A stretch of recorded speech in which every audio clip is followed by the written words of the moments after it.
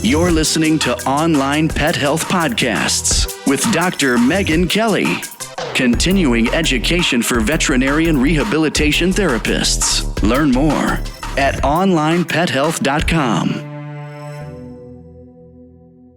Hey vet rehabbers, well, it's the week we have all been waiting for. 3 days to go until the Vet Rehab Summit. It's happening this Saturday, the 13th of November. Online Pet Health members, you get complimentary VIP access to the event. If you're not a member, don't worry, you can still purchase their access. Just head over to vetrehabsummit.com. This week, Bonnie Wright from Canine Rehab Institute is joining in a discussion with Anae, talking about the neurophysiology behind acupuncture. They speak about the evidence behind acupuncture and some of the challenges with research and loads more. Before we head over to their chat, a quick word from our sponsors.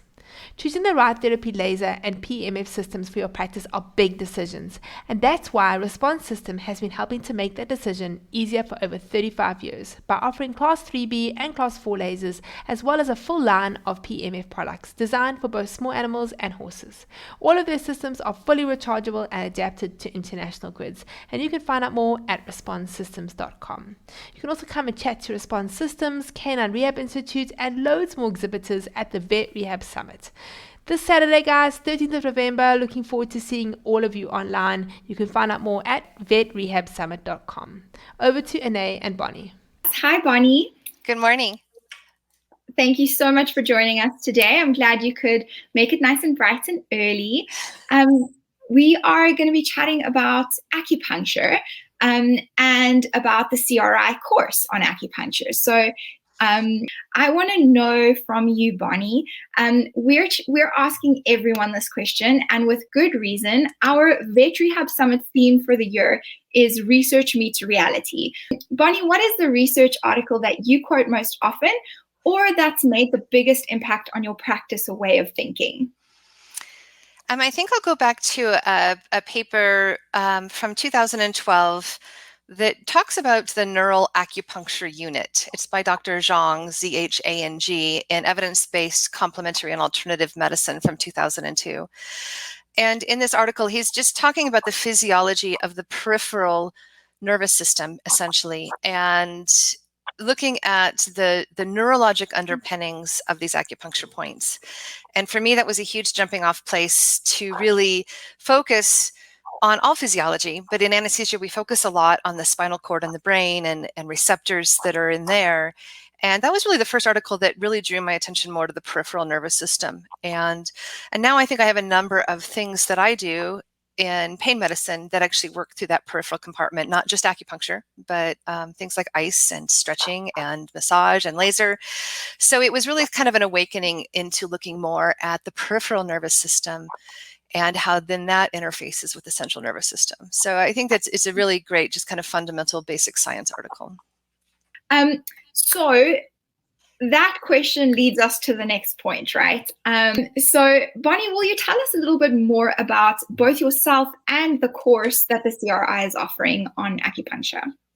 Yeah, absolutely. So my path to acupuncture is because I am an anesthesiologist, and in anesthesia we treat a lot of acute pain, but we often get drawn into chronic pain consults as well because of our understanding of drugs and that pharmacophysiology. And as I got drawn more and more into more of the chronic pain cases, I felt like I needed more tools in my toolbox. So I took a science-based acupuncture course that was at that time offered through Colorado State University, and was really impressed by what I saw. And so then I started teaching for that course and had to really start delving into what is the research and science behind it, because in my world, I need that in order to talk about what I'm doing as an educator and as a board specialized person. I really need to come from a science background. And the more I read about it and learned about it, the more I thought, well, this is just like the drugs. It's just I'm using a non-drug in order to interact with the same physiology that I've studied all these years in anesthesia. So that really took me off. Kind of my mission in life now is to help people see the connection between what they're doing with pharmacology and what they're doing with non-pharma sorts of treatments. And of course, acupuncture is a real big one there. So that was really my path to get there. I think there's actually a really strong amount of science behind acupuncture. We get some limitations when it comes to proving that in the sorts of trials we like to use to prove things because of a whole bunch of things that basically surround the use of placebos and what a placebo really is. So I know we're going to talk about that later, but it's really a vast pool of science and really fascinating. So I eventually came around to offering this class through the Canine Rehab Institute, and it is a 3-module class. It's 120 hours. There's a lot of really hard science in it. And then we do the 3 modules, have a portion online and a portion in person. We do the in-person portion over a 3-day weekend, 3 different times, and then we treat cases in between. So it's a really good course. I think our students leave really well prepared to start acupuncturing really after the first module, because I require them to. So it's been super fun to actually send a new group of scientifically trained veterinary acupuncturists out into the world. My goodness, I love that. That just gives me goosebumps, because you're so right. Like, when we know the pain pathways, when we know the physiology and the neurology, which I admit is not my area of strength, but it's really exciting because it's so hard. We start to see the connections, right? Like, how all the different modalities kind of overlap and address different areas of the same thing, and it's just so exciting. So you've given us some really cool things already to think about. So let's start with the evidence. We're chatting about evidence, so let's start with the evidence basis for the use of acupuncture. You've said there's quite a bit, but there's also, if I just do a quick PubMed search, I see a lot that basically says to me, there is no difference between Acu and something else, or sham. So chat to us about what's available and what kind of trends there are in the research. Absolutely. And actually, if you are interested in this conversation, I have a podcast and a couple of recent articles where I delve into this. And so if you want to hear the podcast where I talk about this, it's called Pain, Neurobiology, Beauty, and Big Cats. It's by Physiological. I also wrote an article last year for the Veterinary Clinics of North America on acupuncture for the treatment of animal pain. And I have a Journal of American Holistic Veterinary Medicine article on acupuncture for the treatment of neuromuscular conditions. So if you're curious about this conversation, I'd encourage you to look at those, because I talk a lot more about the science behind each thing in those articles. But where we have a lot of strength in our acupuncture research is physiologic-based studies. And on the tier of evidence-based medicine, we've got kind of the first 2 tiers well covered with acupuncture. And there's really hundreds of papers looking at mechanisms and how that interrelates with treatment. When you get on PubMed and you see these studies that compare acupuncture to other treatments, it gets really complicated really fast. And part of that is that we have thought about placebos for most of my career as a really simple, inert thing. You give a pill that's a sugar pill, you give another pill, they match, and you see which one works better or worst. But it turns out that placebos are actually this really complex concept. Mm-hmm. And if the pill is purple instead of blue, you actually see a much larger placebo effect. And so there's all of these ways of modifying how effective a placebo is. And so there's this realization that placebos aren't even really inert at all. And if you are now doing a study comparing a placebo, even if it's a pill, to a non-placebo, just even the trappings of the study create all of these changes and help explain some of why drugs seem to not work as well once they're released out of these big studies, because you're no longer in the trappings of this grand event that has its own placebo effects. So there's an author named Kapchuk, Kaptchuk, I think, whose job for the NIH is, or the NIH funds his research on placebos. And as you're trying to understand why acupuncture doesn't turn out well in these placebo-controlled studies, I think understanding his work is phenomenally important. So it turns out that when you have a significant interaction with a caregiver, you tend to have a very large placebo response. Additionally, a lot of times these studies are things that acupuncture has been shown to help with over time and don't have a good Western cure. So things like irritable bowel syndrome and pain syndromes. And those syndromes are complicated to study in a placebo-controlled type study because they also occur over time. It's a little bit like studying sports medicine or rehabilitation techniques where there's a lot of interactions. And so you have much less control than if you're just studying someone in a little 24-hour period around surgery or something like that. So we really do get muddled by these large studies where the sham arm still has a good effect, in part because of the actual power and the lack of inertness of the placebo. Another big problem with acupuncture studies is that acupuncture has this really long history, and you have a group of people that see it from a very energetic point of view, from a kind of traditional Chinese medical aspect. And then you have a group of people coming at it from a very Western physiologic basis. Often they end up choosing some similar points and doing some similar things, but the way you would conduct that research is quite different. And so there's this huge scattergram of how people conducted research based on their personal way of practicing acupuncture. Or one person that I know well describes, who's very well trained in traditional Chinese medicine, says, you know, with the Western approach and the traditional Chinese approach, we walk into the same room through different doors. And from a research point of view, that's really muddling. So you get a lot of variety in research. Now, about 12 years ago, a consortium got together on the human acupuncture, medical acupuncture side, and said, we need a standard as to how we perform these studies so that we stop getting such a mishmash of studies. And I think that you'll find out, at least in the North America, Canada, and Europe communities, people that are following those consortium rules are starting to get those results out, and they're much more predictable. So I think you're going to see a change in that overall scattergram of acupuncture studies. And even now, if you reduce your scope to like the last 10 years on PubMed, you're going to find a lot higher quality in those studies. So I think it is something that's changing. I think it's not evidence that acupuncture doesn't work, because I think that you can see how heavily used acupuncture is across the world and realize there must be something there, but that it's more the way we've tried to capture that in our evidence-based medicine pyramid. And I think that pyramid is important. I think that it was designed around surgery and drugs, and it misses some of these other things we do that are more complex, including physical therapy and other modalities that are less one small treatment in a short period of time. Okay, that's really interesting. I think that many of us would be interested in listening to the podcast and reading those articles. So we'll share the links in the comments afterwards. I don't have them on hand, so Bonnie, you might have to share them with me. And I wasn't able to access that podcast for free. It was definitely a paid one. So I don't know, but it's not too expensive, so it might be worth it. Otherwise, we'll have to actually have a podcast interview Bonnie and chat about the same things, and then that can go onto the veterinary rehabilitation podcast.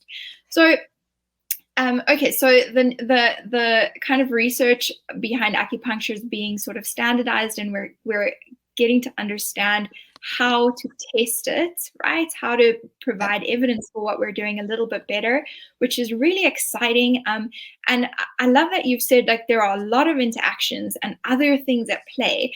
And it's kind of one of those questions, like, how do I only test how do I only test passive range of motion when my patient needs the whole list of modalities to give them? Like, it just would not, I couldn't only do one thing, right? So yes, how do you test? So a whole range of interactions. I love that. And the placebo thing is fascinating, absolutely fascinating.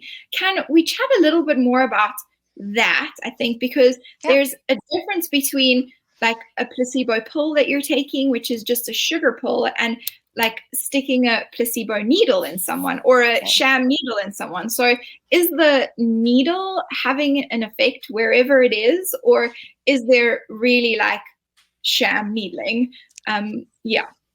That's a fantastic question. So yes, any place in the body you stick an acupuncture needle is going to have some physiologic effect, and you can measure that effect. So when you put an acupuncture needle into tissues, the first layer past the skin is connective tissue, and connective tissue is intrinsically a little bit sticky. And it is made, all of that connective tissue is made by fibroblasts that live in the area.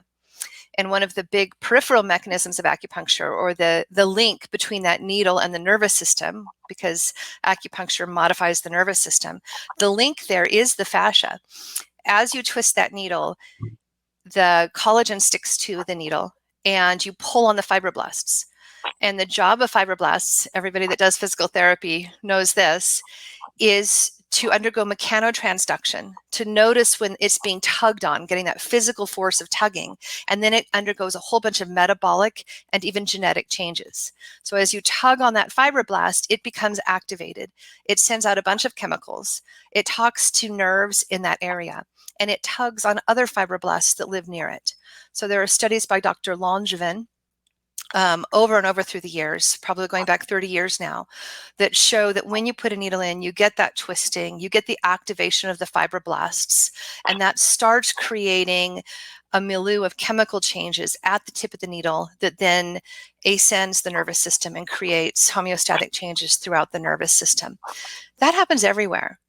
When you look at the 380 plus acupuncture points in the body, what you find is those defined points are in very neurologically rich areas. And that paper that I told you was one of mine to really jump into the peripheral nervous system by Dr. Zong, was one of the first to say, yeah, look at how different the nervous system is near these points.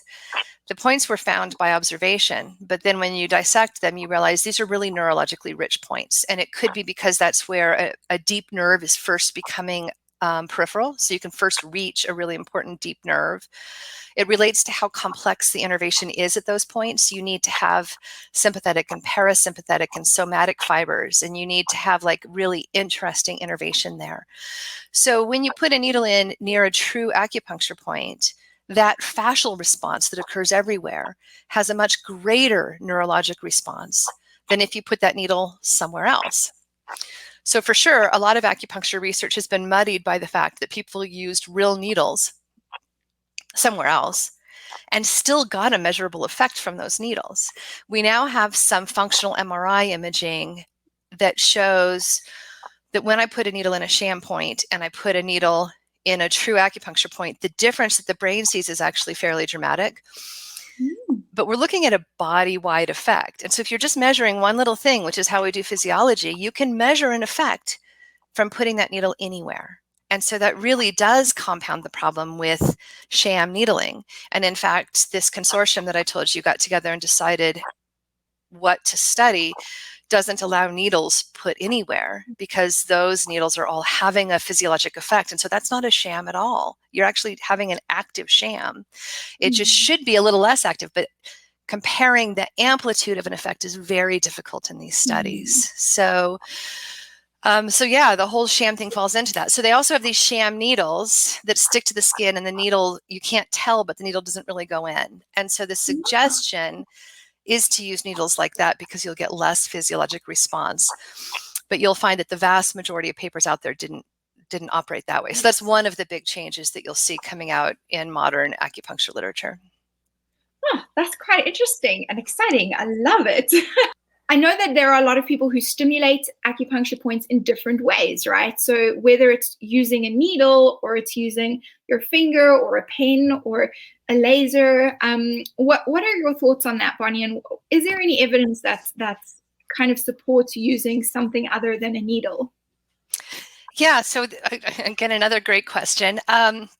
So when you are doing something with other than a needle at an acupuncture point, what we would consider an acupuncture-related therapy, you are using the template that those points are neurologically rich points. And so for sure, if you are targeting a therapy to those points, you are utilizing that wisdom, which is, I mean, honestly, in creating a Western scientific understanding of what we're doing with acupuncture, we are utilizing that wisdom that we've inherited anyway, and now we're just explaining it through modern things. And so it's very similar from that point of view. You're using the neurologic underpinnings of that point. Depending on what you do at that point, I think you have some differences between these different modalities.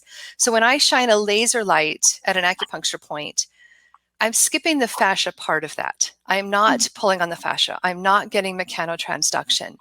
I am not then linking fascial planes from the foot to the neck or the back or wherever else that fascial plane links. And I'm probably not getting some of the effects at like Golgi tendon organs and muscle spindles. So there's a lot of things I'm not doing, but I am providing photons to a very neurologically rich area. Laser has reasons why it's directly analgesic as well that has to do with nitric oxide. So I'm using the neurologic piece of those points.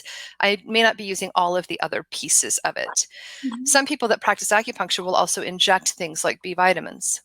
Maybe you're injecting enough to really deform fascia, but maybe you're also doing more just with the neurologic piece of that point. Acupuncture is complex what it does because you're interacting with the entire nervous system. It's part of why it's difficult to get that end-stage study where you're comparing a group of individuals with a sham and a non-sham, because you're modifying their physiology in very complex ways.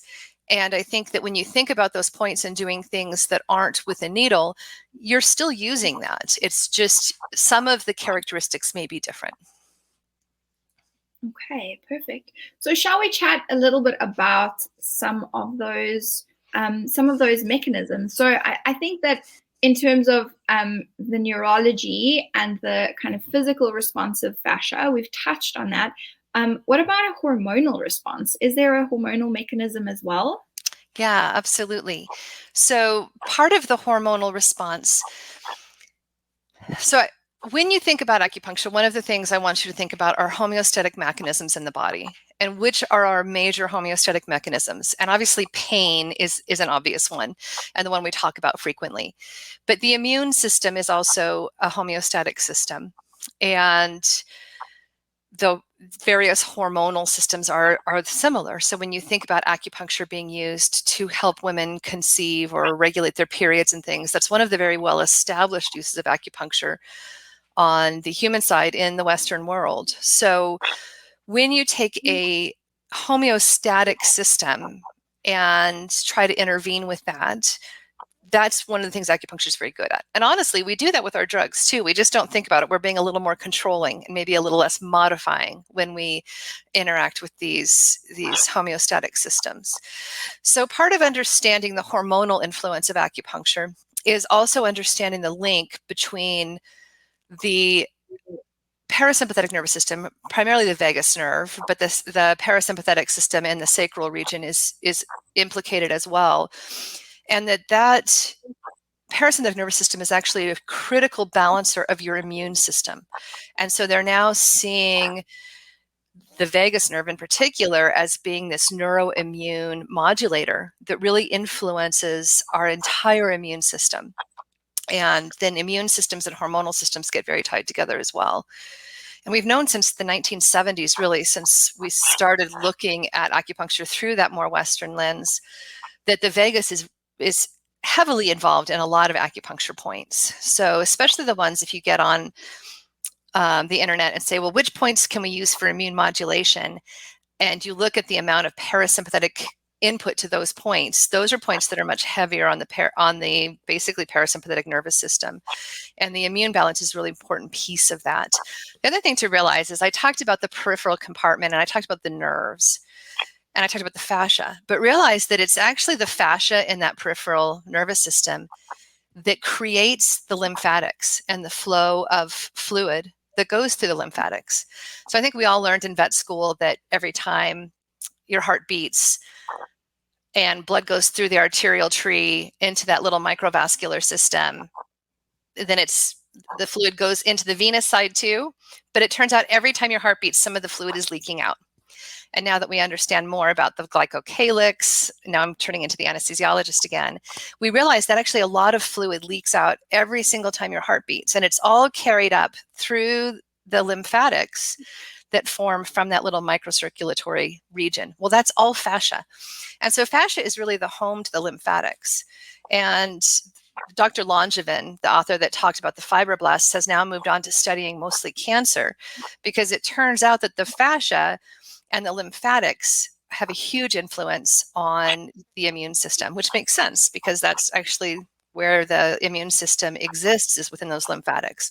So that entire compartment is really addressed very specifically by acupuncture, and a lot of the hormonal effects tie into both the parasympathetic nervous system and the fact that the lymphatic system is hosted in the fascia. That's really interesting. So you've spoken quite a bit now, or just touched on the similarities between some of our pharmacologies or medical interventions, medications that we would use for pain management, and something like acupuncture. But what kind of stands out for me, and what I think about when we start to talk about that, especially if we're thinking about kind of chronic medication. So you mentioned like hormone regulation. That's something you're going to be using for extended periods of time, and both in humans and in animals, we're recognizing more and more that these pharmacological interventions, these controlling interventions, have side effects that may only come up many years later, and that we don't have all the answers to. We don't understand how exactly it's affecting our bodies. So if there are similarities, do you think that something like acupuncture or our other interventions that target the same pathways will have similar effects, similar side effects? I see what you're saying. So I think that one of the things that this gets us into is thinking about chronic pain physiology. And one of the concepts that we've been throwing around for about the last 10 or 15 years is temporal summation, which is the idea that the same pain stimulus becomes more painful to an individual that's in chronic pain. So it's basically the person or animal's experience of pain windup as we've studied it. And it can now be measured, and you can show that this does occur, that pain gets worse over time, and the same amount of pain hurts more to somebody that's in a chronic pain state. And when you talk about pharmacology interacting with that, some pharmacology helps dampen that. Other pharmacology actually makes that worse. So for example, opioids tend to make that windup or that temporal summation worse by actions on the glia. And something like an anti-inflammatory tends to make the pain system less reactive over time, but then it may have these other organ effects, which is part of what you're alluding to as well. And what they can now test is, if I do something that shouldn't be terribly painful to you, do you overreact to that, or do you seem to have a normal reaction? And that's descending noxious inhibitory control, or DNIC. And I believe what we're going to find now that we are able to test this overall kind of pain windup, the basal state of being able to control pain. An example of this, by the way, the descending noxious inhibitory control, is if something hurts, like you just stubbed your toe, and you do something else that hurts, like bite your knuckle. That's a totally different part of your nervous system, and yet it helps you feel better. And the reason is that even though you're not in the same spinal segment where you think about inhibition occurring, the overall body has this ability to inhibit the pain in your toe when you send it information from the pain in your finger, as an example. So now that we can test this, I think what we're going to find is that physical medicine modalities like exercise and like acupuncture probably help the individual to back up that temporal summation and to improve their descending noxious inhibitory control. And from that point of view, I think acupuncture is likely to be very helpful in the long term, as opposed to this idea that sometimes it's years later that we realize we've made the system worse. And to me, that's examples like opioid-related drugs, and now realizing how much worse they make pain down the road. Thank you so much for joining us. And thank you to CRI as well for giving us this opportunity. They're one of our sponsors for the VetRehab Summit. If you guys haven't added that to your diary, it's on the 13th of November. It's going to be really exciting. So make sure that you block that off. Go check out the website. If you enjoyed this podcast, please hit the subscribe button so you get notified every time I load a new podcast. I'm here every week talking to vet rehab therapists from all over the world about all things vet rehab. For more information about continuing education for vet rehab therapists, you can go to Onlinepethealth.com. I'd like to thank you for listening to this podcast, and of course, thank our sponsors, Response System. They are as passionate about therapy lasers and PEMF equipment as you are about veterinary rehabilitation. They would love to answer any questions you have, so please feel free to reach out to them at responsesystems.com, or you can email lisa@responsesystems.com.